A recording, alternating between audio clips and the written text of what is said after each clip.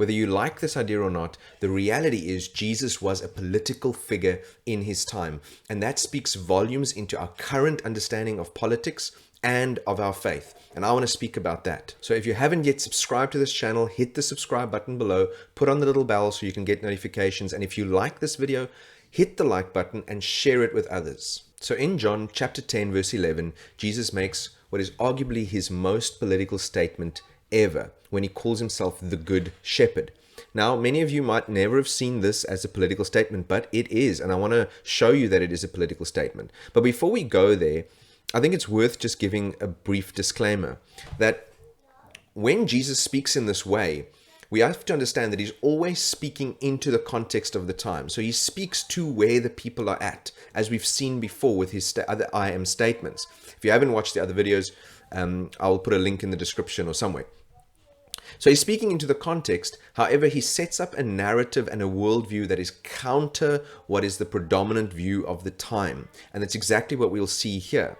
However, that does mean he is making a statement which is going to relate to us politically as well as to our faith.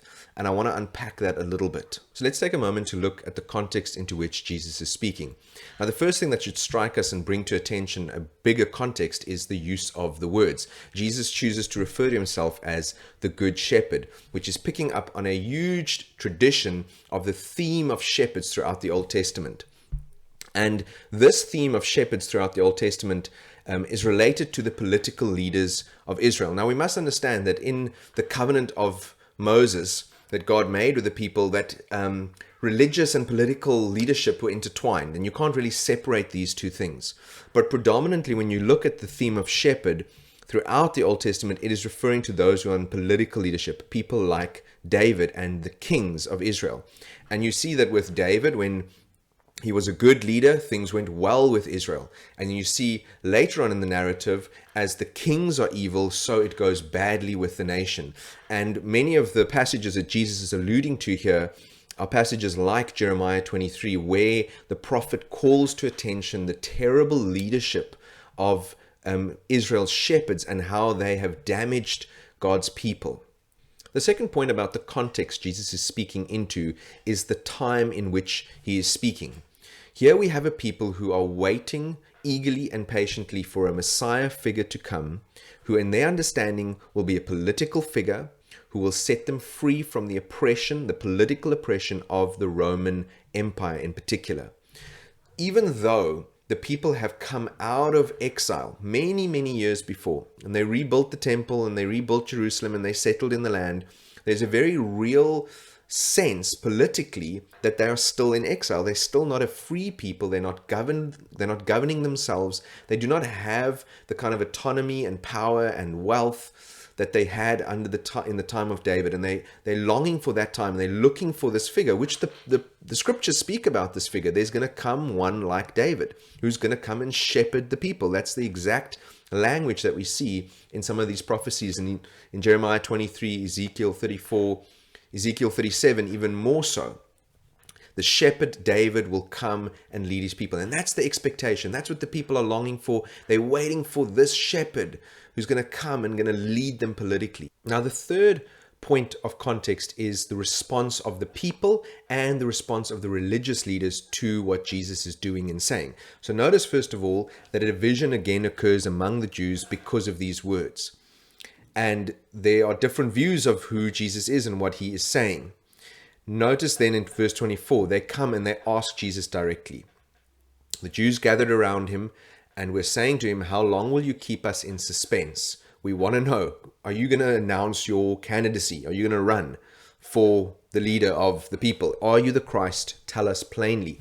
They have an expectation, they have a desire as the people to be freed from the oppression of the Roman Empire. But now notice that there's a slight difference between what the people want and desire politically and what the current political elite, which is also embodied by the religious leaders, what they desire. So between now and this, or the next thing that happens in the story, is Jesus raises Lazarus from the dead, which further elevates his position. And the optics of this is not good for the religious leaders. So I'm jumping all the way down through chapter 11. And we get to the end of when Lazarus is raised, the optics of this is not good for the religious leaders, because as they say, and look at what happens, they organize a council, verse 47, and the Pharisees convene a council, and they're saying in the council basically, this doesn't look good, because what are we doing? And really, compared to Jesus, they're doing nothing. They look weak and pathetic compared to Jesus, and he's doing many signs and miracles. And what is their contention? What is their problem? Is they are worried that Jesus will raise up an insurrection, probably like many of the others that came before him, will fail to overthrow the Romans. And then the Romans will be like, that's it, we've had enough. We're going to take away all power from the people. And who's going to lose power in this situation? The people already don't have power. Who will lose power? The political elites, these same people, the chief priests, the Pharisees in this council, because they say they will come and take away both our place and our nation.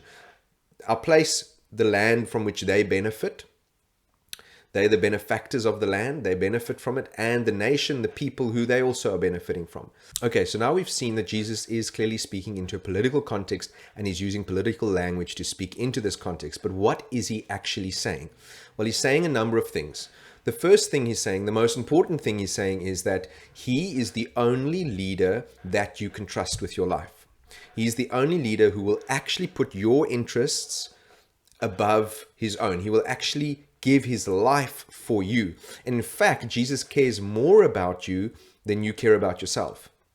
Which is the second point, is that in contrast, every other leader in the world who is a human being, unless we have alien or robot leaders or some other leaders, every human leader is fallible, and they ultimately are guided by that which is in their best interest, their own best interests, because they're a person.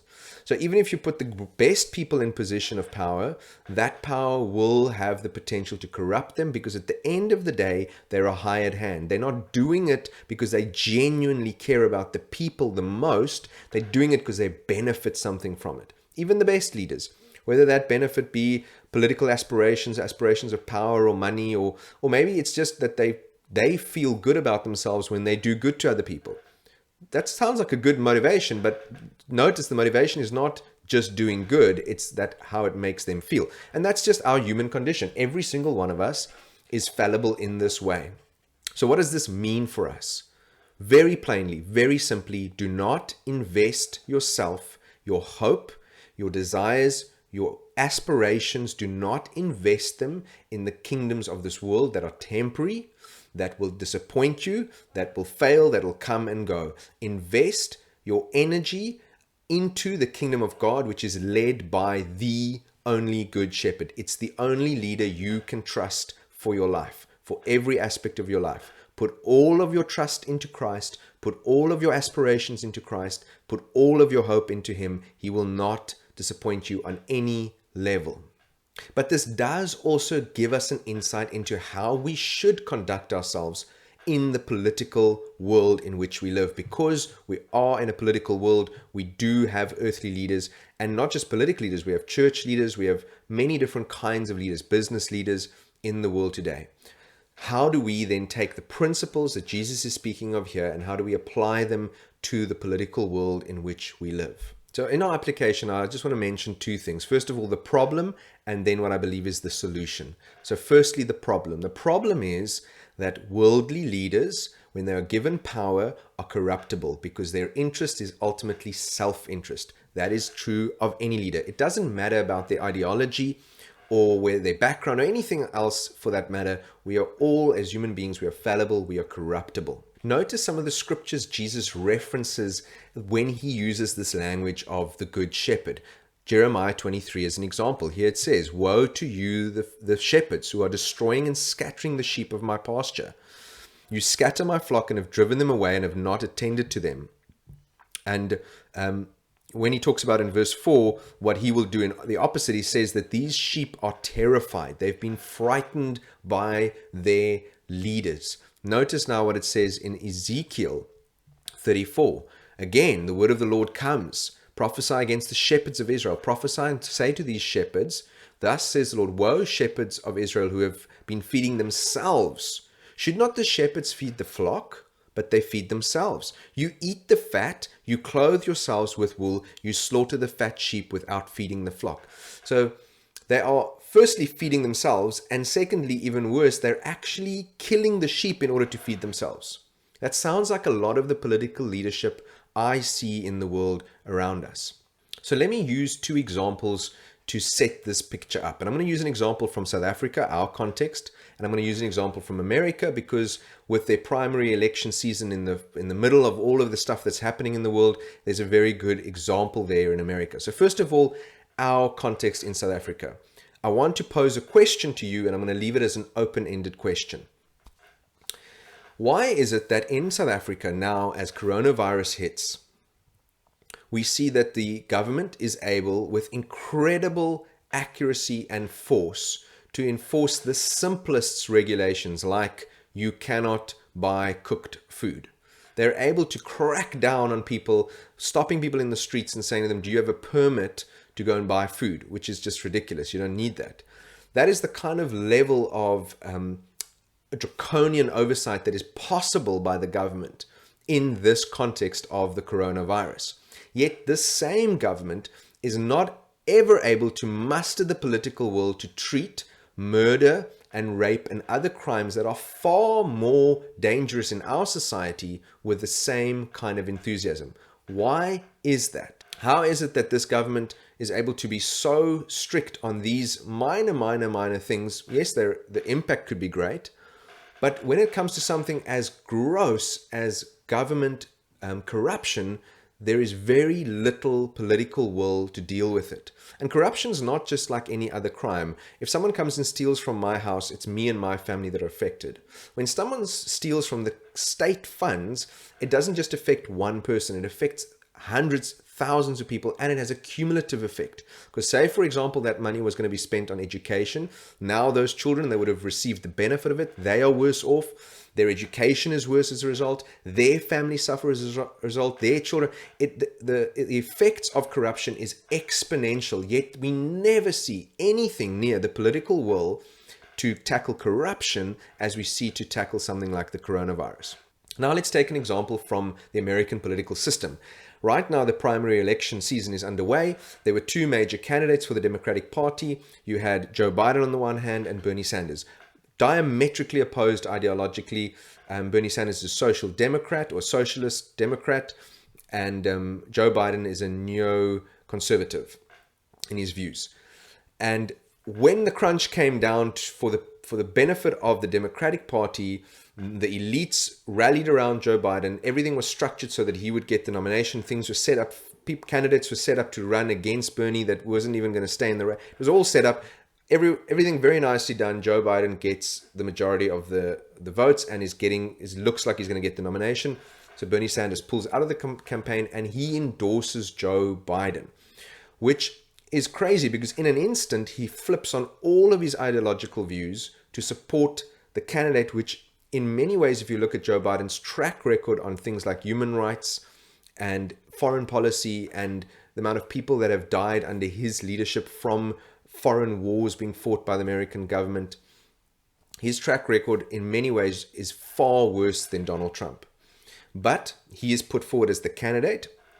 And the idea is simply this, that we need to defeat the other. The other is always worse. And so even though Joe Biden and Bernie Sanders are diametrically opposed ideologically, we back, Bernie backs Biden because we must defeat the other. And that is the fear mongering of the political elite. The other is always worse and we must defeat the other. So what these two examples show us is that the political elite will always act in their own self-interest unless they are held to a very short account. So in both examples, what is done by political leaders is done in a way that is politically expedient for themselves to maintain power, to maintain control. It's interesting to me that a virus that can actually affect our political leaders, they're very serious about acting about it. Corruption, crime doesn't affect them really. Corruption, they're doing it. So they're not going to be harsh on either of those. But a coronavirus that can come into their home and kill them as political leaders, they're going to treat it very seriously. Political leaders will always act in their own self-interest. The Democratic Party, the Republican Party, they're the same thing. They're just a political system for the elites to maintain power. They set up the idea that there's a differentiation. That idea is created in order that people keep fighting this fight about the good and the bad. Who's on the good, who's the bad, the other side's evil, our side's good. All that does is keep the political elites in power. So what is the solution? Very simply, do not trust politicians or any earthly leader to be your savior. Trust Jesus. His kingdom is an everlasting kingdom. Put all of your faith and energy and focus on seeking the kingdom of God and the righteousness of Christ. Seek that with all of your heart. But we must also act politically. We're in a political world. Simple solution. Keep your politicians, wherever you are, to a very short account. If they don't do what they say they're going to do, vote them out of power. We are so fortunate that we live in democracy. We can vote and get rid of any political leader anywhere, regardless of who they are. If only we as the people would understand that. Now I'm coming back to the problem again. What the political elite do so well is they use propaganda through the media to set up this fear-mongering, just like these leaders did. They kept the people afraid. They always said, the other is worse, vote for us. If we, the people, can realize the other is actually the political elite. The moment we, the people, realize that, we look at them simply as people we put in power to administrate the governance of our countries. And that's all that they should be. And we should hold them to account to that in a very, very strict manner. Have you put in faith in political leaders? I want to encourage you to take all of that faith and put it into Jesus Christ, the only good shepherd. And then once we've removed all our faith from political leadership or political ideologies or political strategies to see an improvement in this world, then we can think with a clear mind as people collectively, not divided, not scattered by those political elites. And we can simply put into place people who we choose to govern our affairs as a nation on a good and a just and an equitable and a wise manner. And if they don't fulfill their role adequately, if they are corrupt, if they even step out of line once, we remove them. And we set someone else in that place. We choose someone like a teacher or a social worker, someone who actually has a track record of caring about people and not about themselves. If we did this consistently, we would see a radically different world emerge than the one we're seeing today.